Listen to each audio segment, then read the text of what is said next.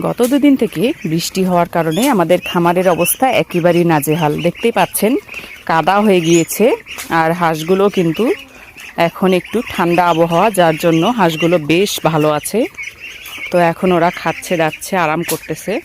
আর দুপুর সময় তারপরেও দেখেন রোদ নেই, খুবই শান্ত এবং নিরিবিলি পরিবেশ, এবং ওরা বেশ সুন্দর স্বাচ্ছন্দ্যভাবে সবাই বসে আছে। আর গ্রোথ মাশাল্লাহ অনেকটা ভালো আছে। তো বাচ্চাগুলোর বয়স কিন্তু, ওদের বয়স কিন্তু 21 দিন।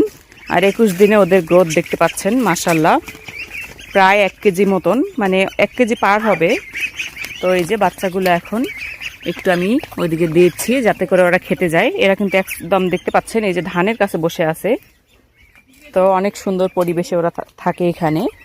আর বৃষ্টি হওয়ার কারণে কিন্তু দেখতে পাচ্ছেন মাটিটা একদম স্যাঁতস্যাঁতে হয়ে গিয়েছে। তো ওরা বেশ আরাম পাচ্ছে। কয়েকদিন কিন্তু গরমে অতিষ্ঠ হয়ে গিয়েছিল। তো আজকে এই পর্যন্তই আমার 21 দিনের হাঁসের বাচ্চাগুলো। তো সবাই ভিডিওটি ভালো লাগলে লাইক কমেন্ট শেয়ার করে যাবেন।